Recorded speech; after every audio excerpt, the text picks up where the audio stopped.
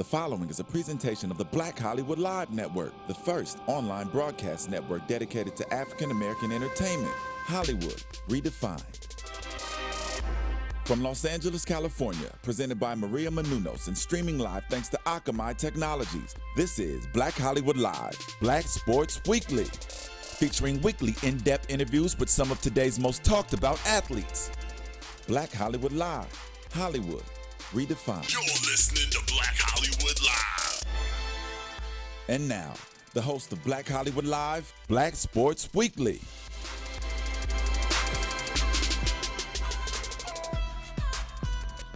Yeah, here we go again. Here we go. Me and Charlotte B, we in the house. You see, we in the house. You know what I'm saying? All right, I'm not a rapper.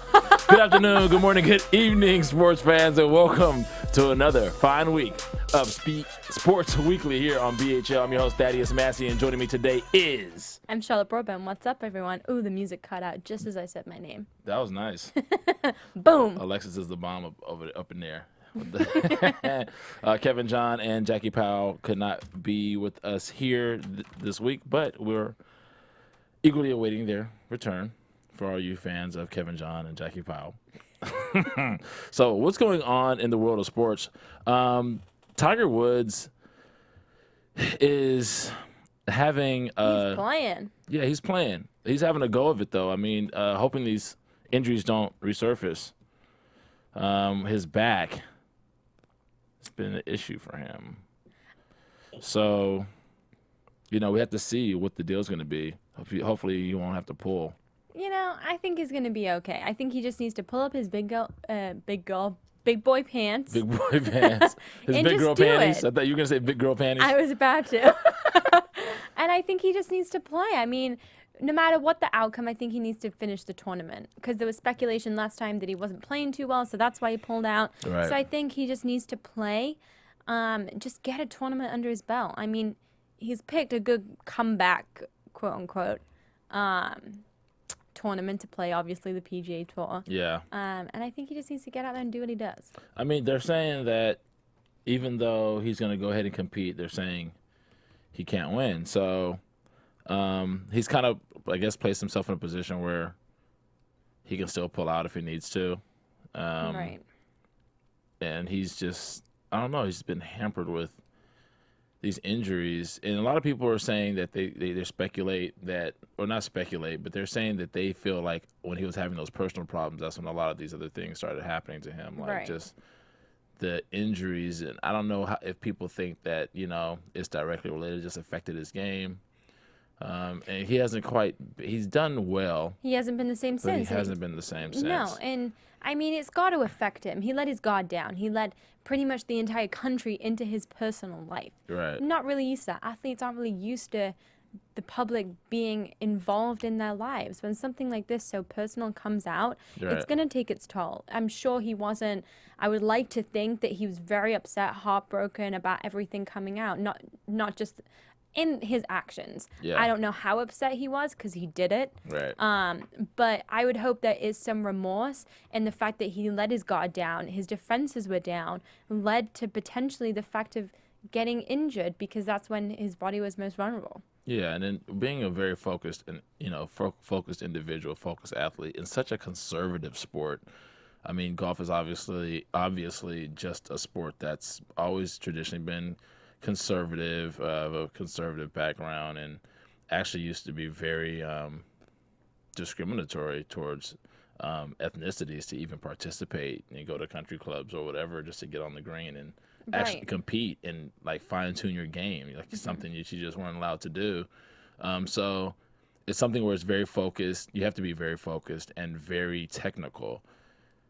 And these major distractions that happen with him, it just seems like he just went down a rabbit hole that was kind of, I don't know. But, his talent, his overall talent, I mean, he's been golfing since he was a baby, literally, since he was 2 years old. I just want him to, fight through it. And, it's just one thing when you're in the public eye and, he's not like a Floyd Mayweather, just personality-wise. Obviously, they're like night and day. He's not, people don't really know all his personal information. They knew he was married, he knew he had kids, but obviously all those other things that came out are something. He was very quiet. He's a very unpretentious kind of guy, not gaudy, not flashy, just, kind of within the confines of what is expected from somebody who's in that sport, because it's a conservative sport. And he's, went to Stanford, just a conservative guy.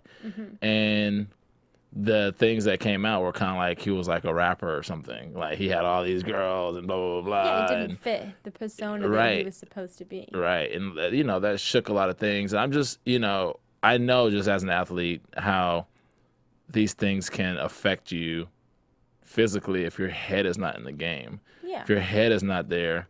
I know his head is there because I know now he wants to get back to where he once was. Right. He has milestones that he's trying to accomplish.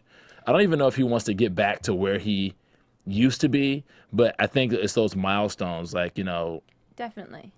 And he wants to hit those, and I mean, he needs to kind of figure something out, or there's going to be a fear that of retirement is going to be floating around, that should be the next step for him. But I think I think the PGA Tour getting back into this tournament is a good step for him. But I think he needs to see it through. No matter how he plays, if he's not playing well, I don't think he should pull out because of his back. Because it just seems again like it's just a story. And I think he needs to gain back the respect of his fans and his viewers and the people that tune in just to watch him. You sounded like real Boston right there when you said that, fans and viewers. That was not the first time I've heard that. Right. That was interesting. Okay, well, let's jump over to baseball. Baseball season's been interesting. I think the Angels just lost to the Dodgers the other night, and that crosstown rivalry is always happening. Yeah. I'm happy since I'm from LA. I'm happy when anybody from LA wins. So it was a win-win situation for me either way. There's no way I could lose there. But the Dodgers had the Angels' number in that game. And and that is good for the A's, for the Oakland A's, because, the big rivalry on the West for the American League is the A's and the Angels. Right. And the fact that the Angels lost to the Dodgers bears well for the A's. They, last night, Jester, is that the new pitcher they just got? I think that's his name. He was pitching almost a perfect game until I think it was like the 60th pitch that he let somebody onto first base. Right. But they're looking good.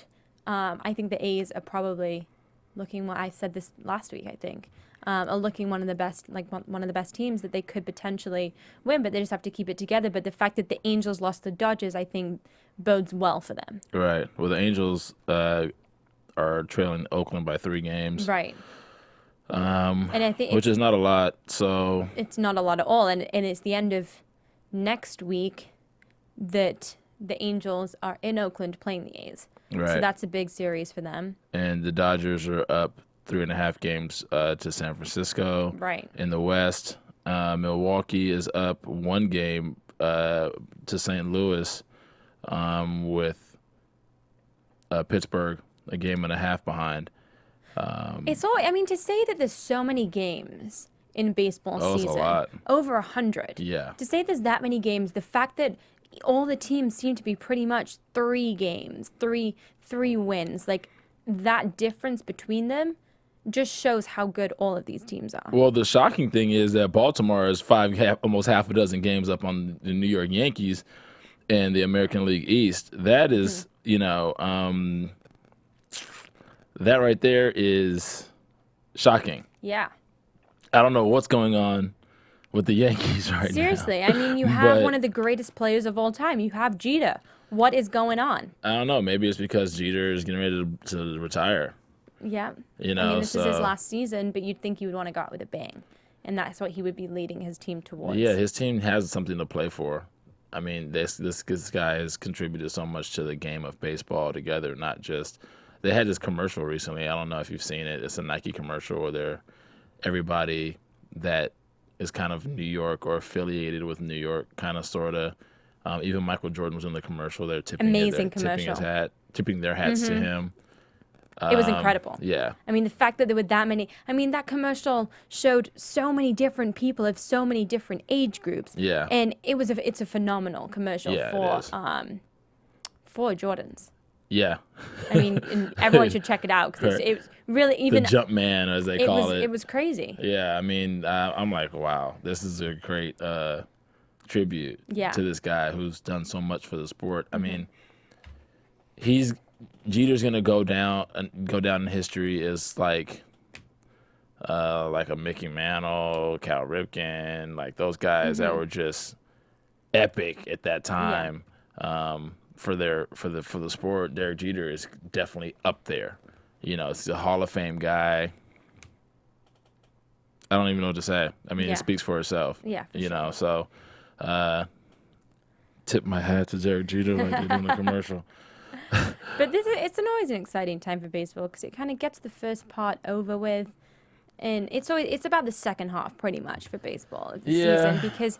I mean, any team can, because, I mean, the A's are kind of falling off right now. The Angels didn't start that well. I'm using these two West Coast teams as an example.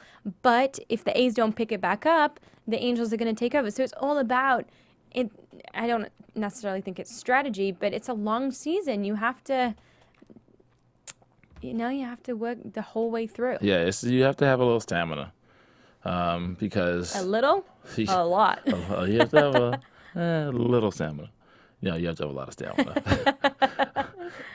And just ride the season out because anything can happen with so many games in the season. Yeah. I'm really, we want to see, if you're from LA, you definitely want to see the Dodgers do well, and they're not doing too shabby. But they only have they won 66 games. Excuse me.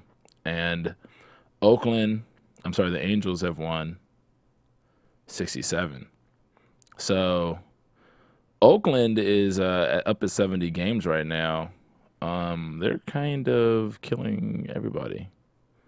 Yeah. I mean, they might have a West Coast team. Yeah, they are arguably the best team in baseball right now. Yeah. But they also gave away the only person pretty much that was on the roster that people got nervous for. The opposite team. Which we talked about last week. It was really interesting that they made that move, but obviously things are still working out for them. So yeah, definitely. Maybe it was the wise choice for them to make that trade and keep moving forward because obviously they really haven't lost a step. Right. So shout out to Oakland. Bring it home to the West Coast. Of course, the Angels and the Dodgers are undoubtedly trying to stay in the hunt. They're leading their division. And it is now the Los Angeles Angels. They're not Anaheim Angels anymore. That's true. Mm-hmm. So technically they are a Los Angeles team. Yes. I think just Anaheim probably just wasn't a big enough market for, as far as name, title-wise. I mean, just, playing there is great. But, you want to capture marketing-wise. Right. I'm sure people of Anaheim are upset about it. But whatever. It is what it is. They're still in Anaheim, and they're still playing. Yeah. So, get over it. I'm such an ass. Angels are great. I love the Angels, and I love the Dodgers. And I love San Francisco Giants, and I love Oakland. Growing up here, I love all the West Coast teams. And then, of course, you got to love the Yankees because it's like American rule to love the Yankees, right? As an American, just in general. So I'm sure a lot of people would argue that, especially all the Boston Red Sox fans out there who are like, this guy is crazy. I love the Boston Red Sox too, just so you guys know. So you just love everyone. Yeah, I love them all. I love teams that have earned their keep, paid their dues. I mean, there's teams out there that are still trying that I think the league probably needs to help market their brand their markets a little better as far as the league is concerned, to help the smaller markets out because you want to have more of a balance, so you're not expecting the same teams to be competing every year, which is something that is a problem, which can be a problem, and that's why you have drafts and all that. The team that did the worst gets the best, gets the best players, but at the same time, there has to be a level of marketing that goes into helping the less branded teams to help their brand. Well, I don't know if it's necessarily about, about branding and money, because, the A's are one of the players are one of the teams that have the least paid players Right. in the whole of Major League Baseball. They care about winning. Exactly. I think it's all about heart. And that's hard to find these days, though. It's hard to find teams and players that are just willing. Everybody wants to go out and win. That's not the question, but everybody wants to go get the most money they can first. And it used to be just about winning. Right. I want to win more than anything, which is like what Michael Jordan was giving up so much of his salary because he wanted to make sure that he kept the right winning team. Mm-hmm. People in history remember winners. At the end of the day, they're not going to remember this one player who was really good that made all this money. Right. They're going to remember especially if he wasn't on a winning team. Mm-hmm. It's like, okay, you made a lot of money for yourself. That's great. And, players do have to look out for themselves because oftentimes organizations don't look out for the players. So the players have to look out for themselves. So I don't fault the players. At the same time, passion needs to be brought back to professional sports in general. Yeah. And that passion is the passion of the game, and sometimes when you get involved in this business and, we live in a pop culture society now where everything is about the dollar and being cool and what does your brand look like. And it's just so much, it's so revolving around business. You lose that whole essence of why you started playing this game when you were a kid. And that kind of sucks, and I know that from experience.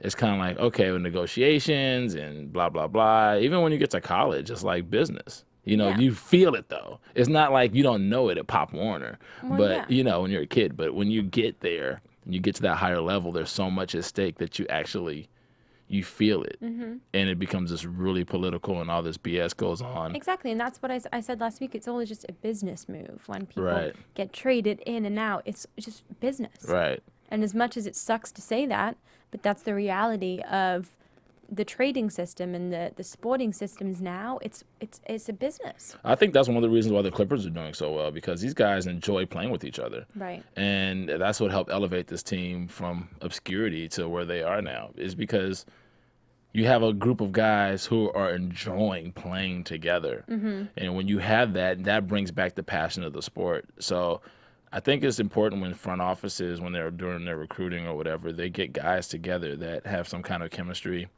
away from the sport, that actually like each other and want to play together, because that always helps. Camaraderie definitely always helps a team perform. Yeah, for sure. Look at Peyton Manning and the Broncos. I'm sure all those guys were like, we got Peyton Manning's going to be our quarterback. Mm-hmm. And that enough would make a team excited and enthusiastic enough to say, oh my gosh, this is going to be so cool. Because, he's a veteran in the game. He's been there so long. A lot of those guys were probably like in middle school when he started. Yeah. So now they get to play with somebody they looked up to. That's cool. Mm-hmm. So that actually will make, and he's your quarterback. It's like, oh my gosh, wow. So and I'm sure that has a lot to do with why, they did so well. Mm-hmm. Definitely. Yeah. And speaking of the Broncos, they're favored 6-1 to win the Super Bowl this season. Do you agree with that? I don't know, Charlotte. I don't know about that, because the thing is, they had such a horrific performance at the last Super Bowl, mm-hmm. and I don't really see Seattle losing a step.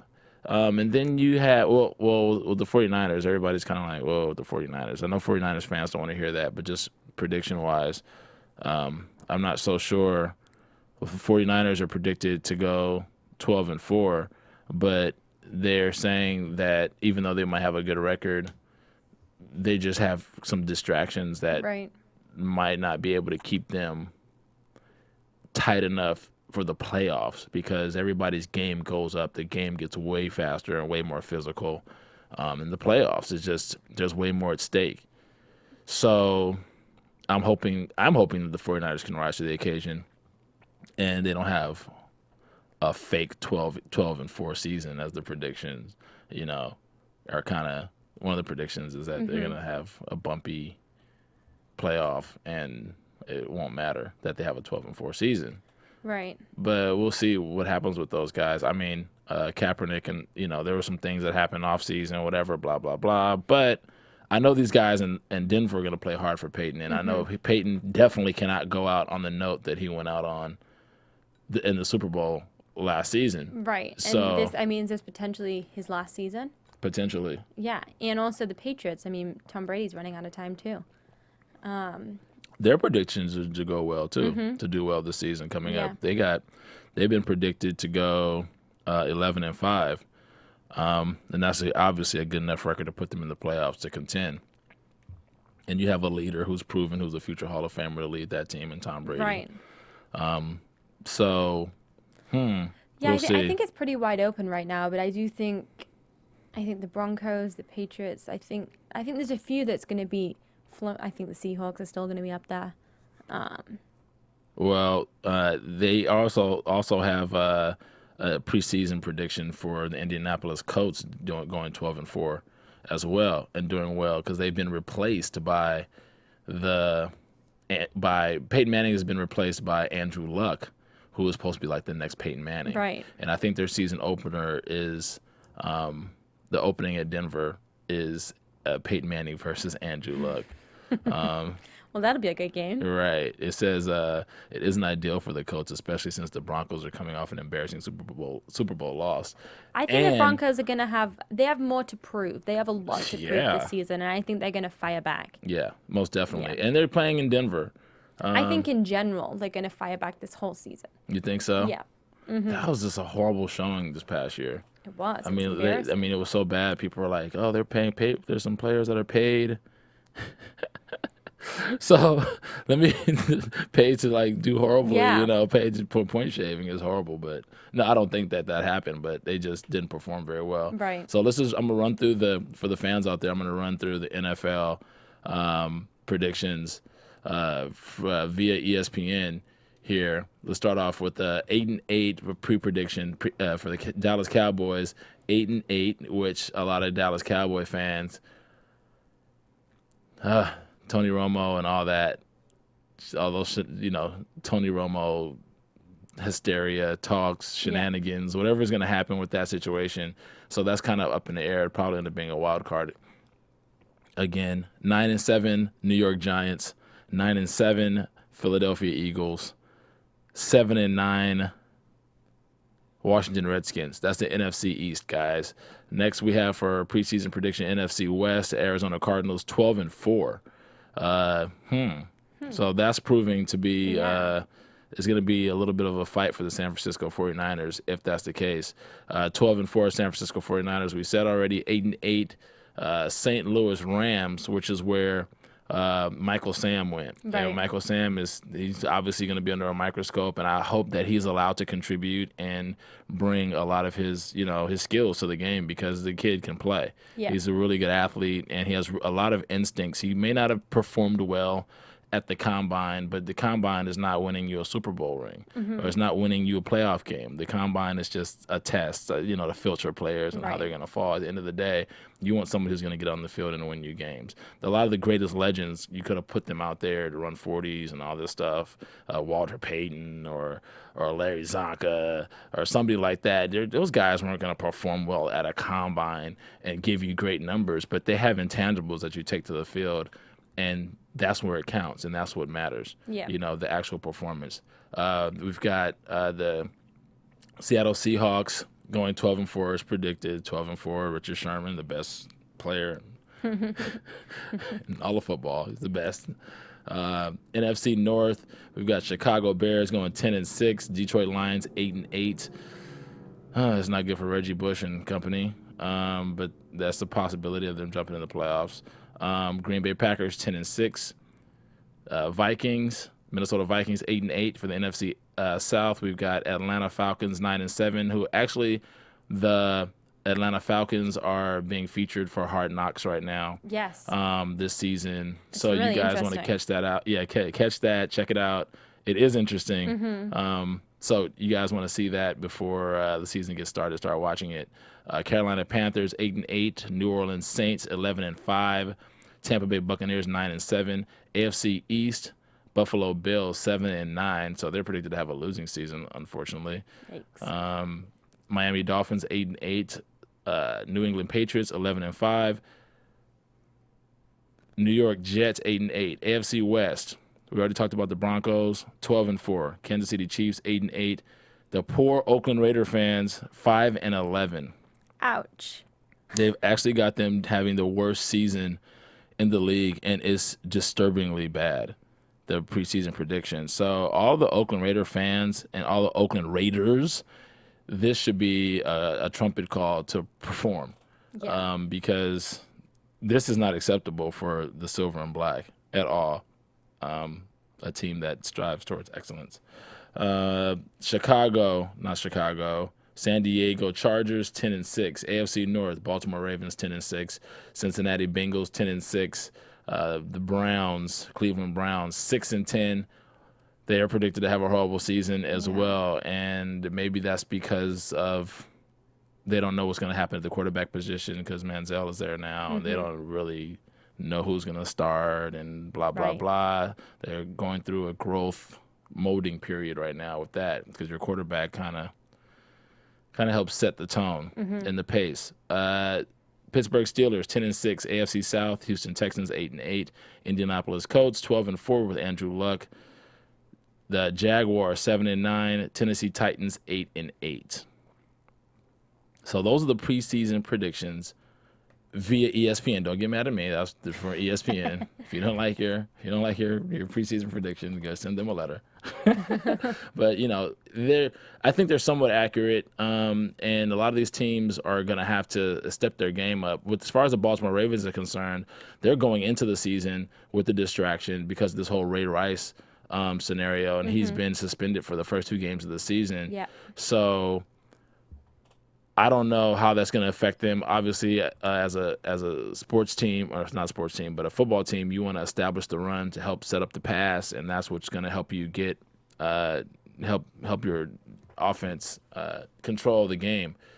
And if they're not really able to establish the run, that's going to put more pressure on the passing game, which is going to obviously give them more 3 and outs, and they'll and the defense will be back on the field quicker than they should be, unfortunately. So those 2 games are really important, especially since we're gonna have to see how he's gonna respond to this situation and how the team is gonna deal with it, because when you're on a team, obviously it's a tight-knit family. I'm sure he has all the support of his teammates. But he was also in the wrong. Right. So, and I'm sure there's guys who have strong stances on it. I'm sure he had a press conference. He's sorry about the whole situation, and I hope they just accept him with open arms and just get back into the. Well, they just have to go in groove. Football mode. Yeah, it's time to work. Yeah. Yeah, they have to get back. It's like, look, it's time to work. You can't let outside things affect everything on the field. Right. So, we support him too. He apologized and for his part in that situation, and he accepts the punishment. A lot of people were talking about, was the punishment severe enough, and is he getting preferential treatment because he's obviously a professional athlete, and yada yada yada. But the decision's been made, it's been handed down, and it's been accepted gracefully by this guy. So just let it be. I think him and his family are gotten over it, and they're trying to move forward as well. And I wish the Baltimore Ravens a good season. Shout outs to Brendan Badejo, my buddy who won a little bit ago. Let's talk about the football life of a college player now. Yeah. Because the NCAA has been I don't know what to say about the NCAA. I've always had issues with the NCAA, as a lot of people have always had issues with the NCAA in every sport, and how they treat college athletes and how they don't consider them professional. They consider them amateurs because they're there on a scholarship at that school to receive an education, which is priceless. And I don't know. What do you feel about this, Charlotte? Because they're trying to lift. Well, they've been under fire for so long for not allowing players to work. Under the proposal, the NCAA would clear the way for sports powerhouses like Alabama and Ohio State to pay their athletes a few $1,000s more than what the current scholarship rules allow, loosen restrictions against agents and advisors, and revamp recruiting rules to ease contact with top prospects. And then what does that mean for past players who've come under,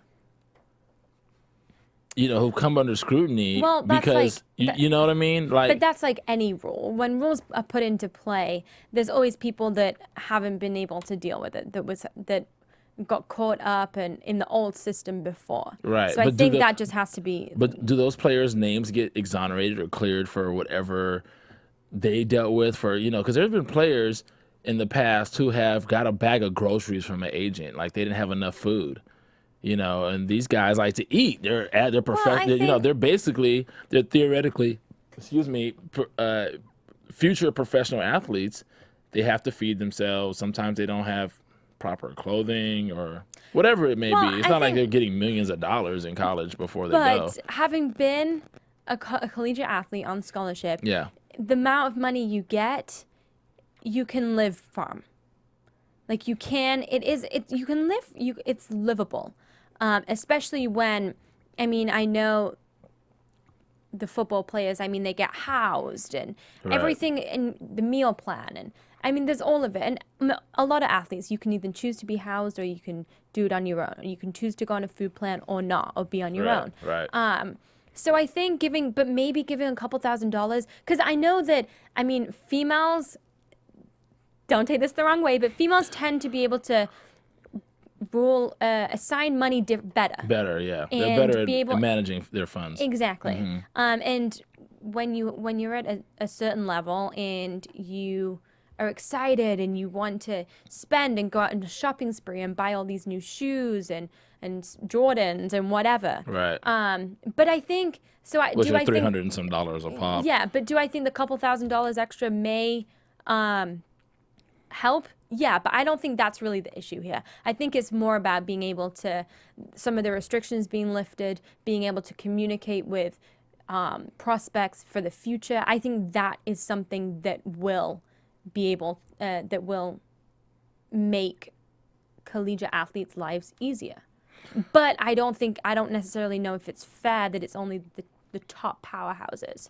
It's not fair that it's the only top powerhouses, and obviously that's going to change. That's obviously that can't stay. Yeah, that it can't be just. That's ridiculous. And the two schools that were named Alabama and Ohio State, it just can't be a couple. Like, how are they picking that? How do you? What's funny is, how do you only allow the top college powerhouses who are already powerhouses, give them more leverage to recruit, who already have the most money. amount of money to give to their players. That doesn't even make sense. So the players are already getting the most amount of a lot more money than another schools. In fact, it should be the other way around, just like the draft. The teams who are losing the most actually get the first picks. Right. They should give the teams, the smaller marketed Division I teams, money to actually maybe balance some of the competition. And I actually think this year is going to be the first year they have a playoff system with college football as well. I think it's going to work in conjunction with the BCS standing some kind of way. I haven't really figured that out yet, if they've released specifically how they're going to do that.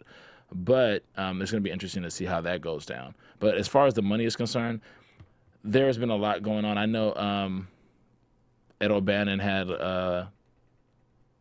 from UCLA.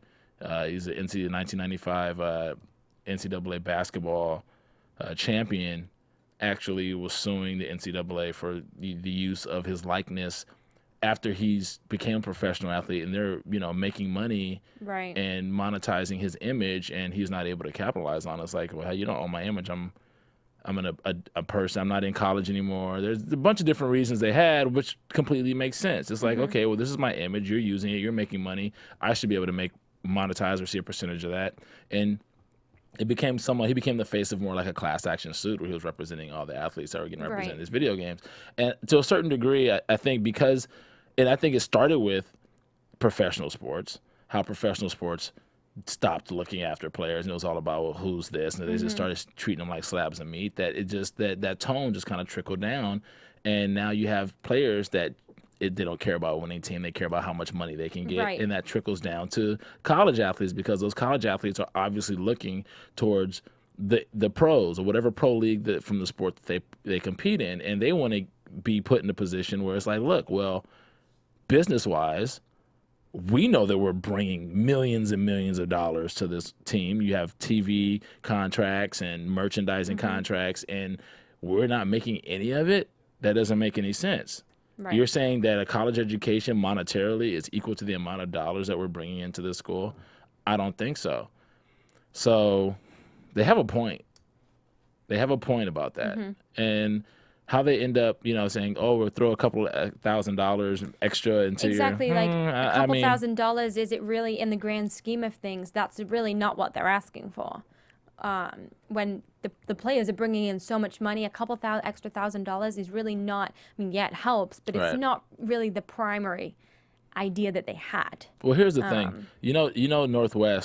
Northwestern University, they just actually got a players union for that school approved. And it should have been, I think they need to, and there's been some guys that have been trying to formulate a players union for college athletes for years, at least 10, 15, 20 years. They've been trying to do this, something like that.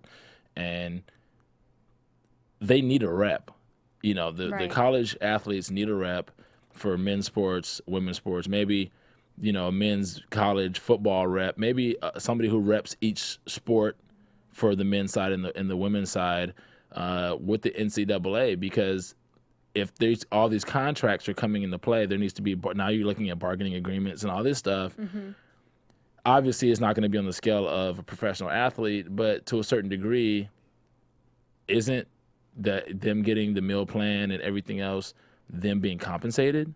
So if you place a monetary value on the education, which people like and say, oh, your education is priceless, but there's a monetary value for it, right? There's a monetary value for the education. There's a monetary value for the meal plans. There's a monetary value for the housing. Okay, you put all that together and you compensate the athlete for their service to the institution. Aren't they already professional? Yeah. If you would think. You know what I'm saying? Like, yeah. On definition, based on definition, they're being compensated something with monetary value. So doesn't that make them professional? All the other kids that are going to the school are paying tuition. They're paying whether it's a semester tuition or they're not receiving a stipend. So it's like, you have a skill. We're going to pay you for your skill to come here in the form of this. Yeah. I've never thought about it like that. So but yeah, essentially. Right. So if the value of their service monetarily is more than what they're receiving based on the monetary value of all these other things, then there should be a spread of extra just cash that they get paid on their checks to put in their pocket. You would think. Yeah. So that is what has to be calculated, right. I think. They have to calculate that and figure it out. And I think that if there's a union and the players are unified and they have some reps that can deal with the NCAA and kind of break some of this control and hold that NCAA has on all sports. Well, exactly. And this just opens up a huge can of worms that's not going to be put into play this school year, and it's probably not going to be put into play next school year. Oh, it's going to take them a while to figure it out. Yeah, exactly. But the doors are open, and they have to start to figure this thing out, because there's no way in the world that these athletes the same problems are going to be perpetuated for year after year after year. If they don't start allowing these guys to work extra somewhere or pay or make money off of being a part of the program, then maybe the rules for becoming an athlete on the team would be stronger and stricter or whatever. Okay, so be it. This is the next level to go to the pros. Yeah. So it's that hard to get there already. So why not, if you have to adjust whatever prereqs to become a member of the team are, or if you have to pay people based on their value to the team, that's exactly what it's like on the pro level. Yeah. Yeah. That's actually, isn't the college supposed to prepare you for life after college? Right. Right. So why not? I mean, you know, the thing is, coaches negotiate all these things anyway. They go on these trips and they go on these recruiting trips. Oh, we'll get you this and we'll do this for you and blah, blah, blah. And they oftentimes promise the things that don't happen. Right. A lot of times, and some things that do happen. The top prospects, you know, that are going to bring a lot to the university. So, and sometimes those things aren't in their name. The family member receives this gift or that gift or whatever, blah, blah, blah. And then you got these coaches that are making millions of dollars. Millions of dollars. Not professional coaches, college coaches. Yeah. $1 million contracts. Anyway, not to say anything about the coaches, because you guys, you know, especially if you're on a winning organization or team, then, you know, you deserve that money. Just the players deserve some money too. That's all I'm saying. Anyway, is that all we got for today, Charlotte? I think so. Okay, so where can the fans find you until next time? All right, well, I'm Charlotte Broadbent, and you can find me at CharlotteB_TV on Twitter and Instagram, and CharlotteBroadbentTV.com. And you could find me on Twitter and Instagram and any other social media that I may be on that I don't even know that I'm on at Club Thaddeus and Geek.Nerd.Tech. Until next time, sports fans.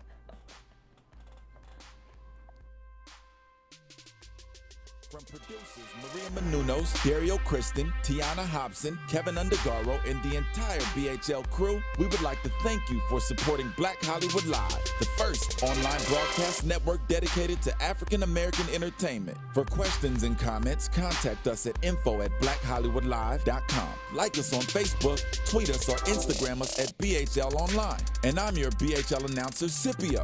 Instagram me at Planet Scipio. Thank you for tuning in. Hollywood Redefined. The views expressed here are those of the host only and do not necessarily reflect the views of BHL or its owners or principals.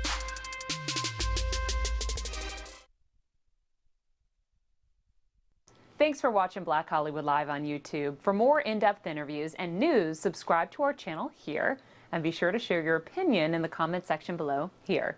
See you soon, everyone. Bye.